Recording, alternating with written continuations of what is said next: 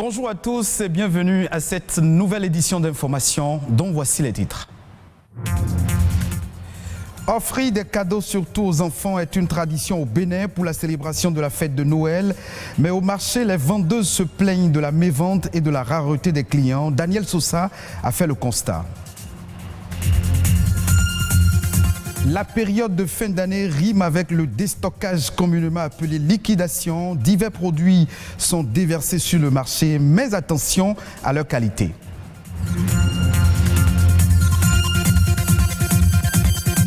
Et puis, les défis du monde agricole sont nombreux et le réseautage apparaît comme une opportunité d'affaires entre agriculteurs pour se donner plus de visibilité à l'échelle locale et régionale. Quels avantages peut-on tirer de ce système? Élément de réponse à suivre.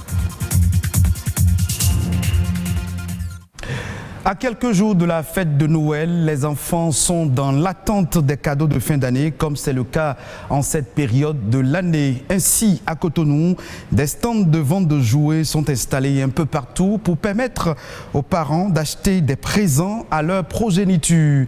Ambiance sur les lieux de vente des jouets à quelques jours de la fête de Noël avec Daniel et Josué Sosa.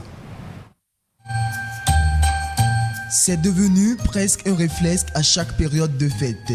Offrir des jouets comme cadeau aux enfants. La difficulté parfois, c'est faire le bon choix.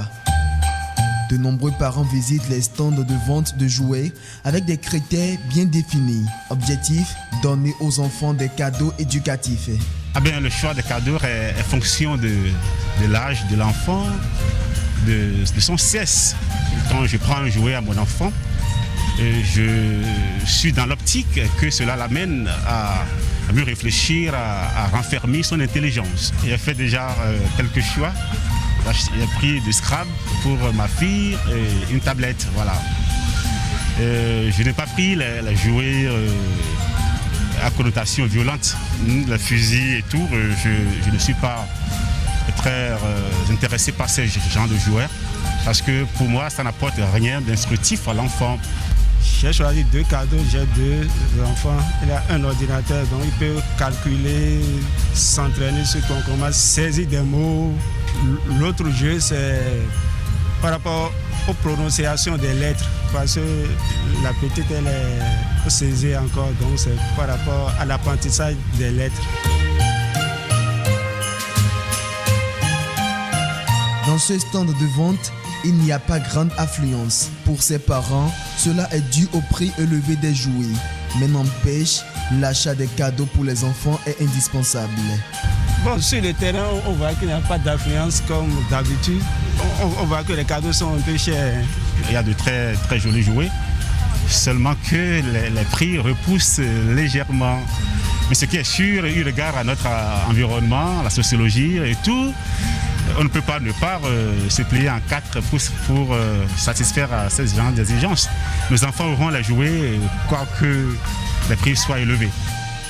Une situation qui inquiète Fille Salade malgré l'abondance de nouveaux jouets. Nous avons des voitures télécommandées, des drones, des avions, des jeux éducatifs aussi. Nous avons des jeux d'assemblage et tout. Les clients ne viennent pas comme on a l'habitude de voir. On remarque que les clients trouvent que tout est cher. On n'est pas sûr de coller le peu de marchandises qu'on a, donc ça craint. Un constat qui intervient dans une année marquée par la crise liée au coronavirus.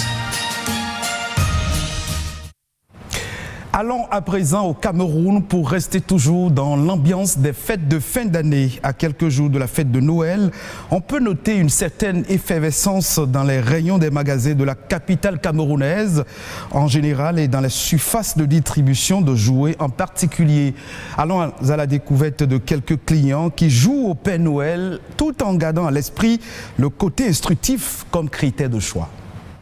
La ville de Yaoundé vibre déjà au rythme des fêtes de fin d'année. À l'approche de la fête de Noël, de nombreux espaces marchands de la ville ont ravitaillé leurs rayons de jouets. C'est le cas dans ce supermarché où les rayons de jouets sont achalandés depuis près d'un mois. Cette dame vient d'acheter des jouets d'une valeur de 20 000 francs CFA. Je vais prendre ça pour ma fille et peut-être le camion pour le garçon, ne serait-ce que pour que ça l'éduque par rapport à tout ce qui nous entoure.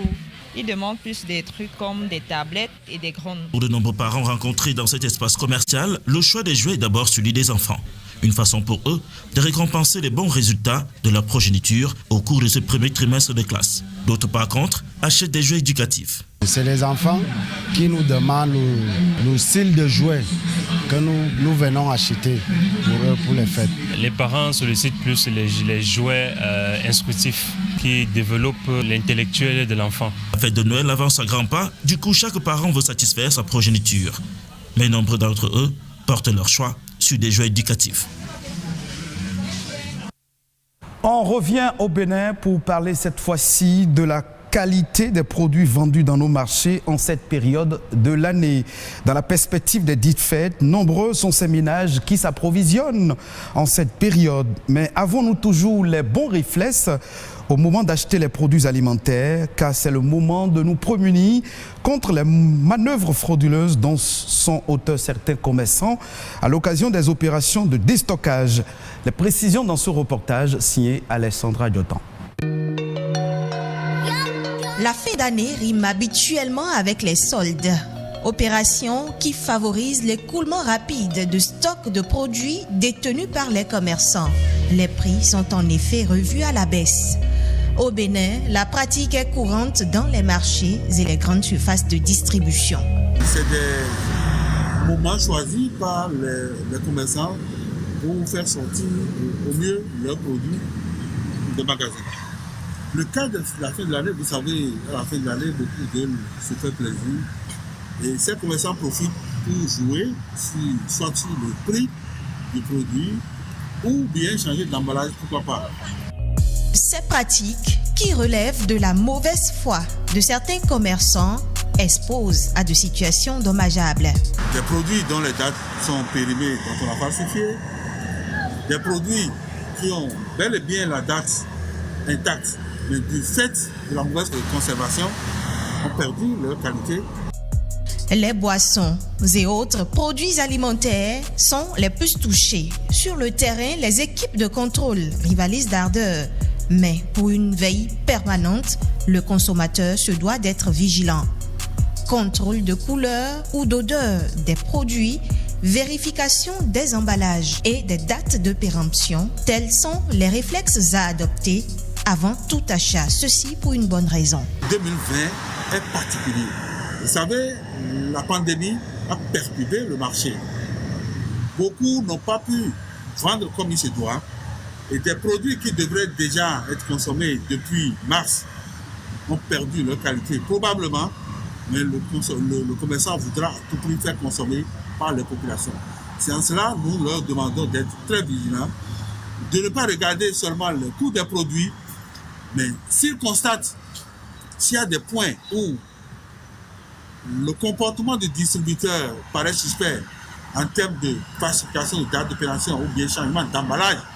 Par exemple, le riz, il arrive que les gens changent carrément d'emballage pour un riz avarié qu'ils remettent sur le marché. S'ils constatent ce genre de manœuvre, qu'ils n'hésitent pas à saisir les organisations de consommateurs, à défaut d'aller saisir l'APSA qui se charge aujourd'hui de contrôler la qualité des produits sur le marché. Des conseils à ne pas négliger car la santé du consommateur en dépend. Venons-en maintenant au networking où le réseautage, c'est la solution clé à tous les défis du développement de l'agriculture. Le réseautage des acteurs des chaînes de valeur agricole va permettre de remédier au manque d'informations, va faciliter le partage d'expériences, régler les problèmes d'indisponibilité d'intrants et de marché d'écoulement. Le réseautage permet également de disposer d'interlocuteurs fiables dans les différentes chaînes de valeur du monde agricole. Karim Kekere, expert agronome, nous en dit davantage. Le réseautage aujourd'hui pour l'agriculture c'est indispensable. Indispensable en ce sens que d'ailleurs ça se faisait, mais ce qui se fait doit être beaucoup plus professionnalisé. Dans le sens que l'agriculture aujourd'hui a besoin de s'ouvrir pour que ceux-là qui sont dans le monde, c'est une chaîne. Quand on parle d'agriculture, c'est pas seulement au niveau de la production végétale, mais il y a la production végétale, la transformation qui suit, la distribution, la commercialisation. Donc, les différentes chaînes de valeur doivent pouvoir se mettre ensemble pour pouvoir donner à l'agriculture toute cette valeur-là.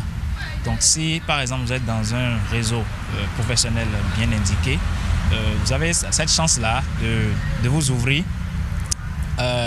au-delà de votre marché localement disponible, mais également d'autres marchés sous-régionaux, un marché international, mais de diversifier également ceux-là qui sont vos clients, qui font la transformation de maïs par exemple. Donc c'est indispensable aujourd'hui pour ceux-là qui sont dans le secteur agricole. Et également c'est sur le plan professionnel et le plan, je vais dire, savoir-faire. Savoir-faire en ce sens que on n'est pas censé tout connaître. Et aujourd'hui, avec le changement climatique, il y a beaucoup de choses qui évoluent. Là où vous pensez avoir réussi, peut-être que d'autres ont mieux réussi que vous. Là où vous avez des difficultés, peut-être qu'à côté de vous, les gens ont déjà réussi. Le réseautage, si vous avez donc ces bonnes adresses, vous avez cette capacité-là à dépasser vos concurrents en exploitant correctement cette carnet d'adresses-là. Il suffit aujourd'hui, par exemple, avec la nouvelle technologie, qui sont beaucoup plus ancrées en matière de développement de réseaux. Vous avez les réseaux sociaux, les réseaux professionnels, etc. Donc vous avez également cette facilité aujourd'hui à trouver des solutions, s'ouvrir également aux autres, son expertise. Parlons à présent de la Covid-19. En Afrique du Sud, une nouvelle souche de coronavirus a été détectée par des scientifiques. Mais les chercheurs ne connaissent pas encore tous les effets de cette variante qui est due à un changement de la protéine qui entoure le virus.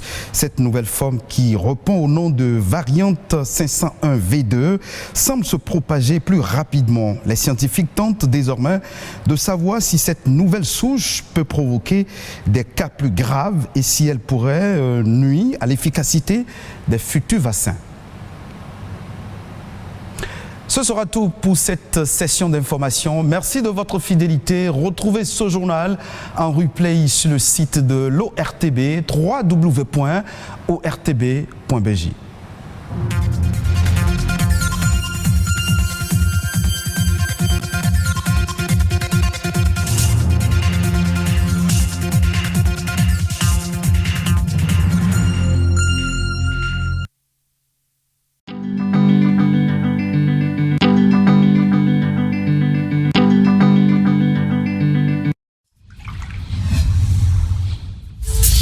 Quand on parle d'aménagement du territoire, qu'est-ce qu'on doit comprendre concrètement?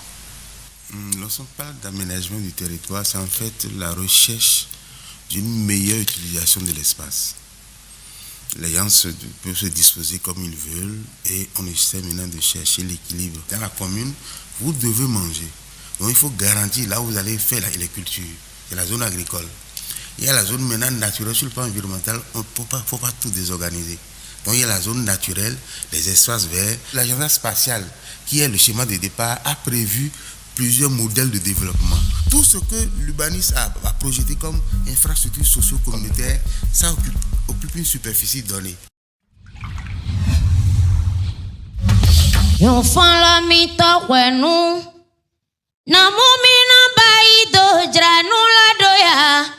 Toli kuka emi home kuku kwate boyo imina jodo. Pe ini moyonda kweton si teme numo jo. Mita kwenu.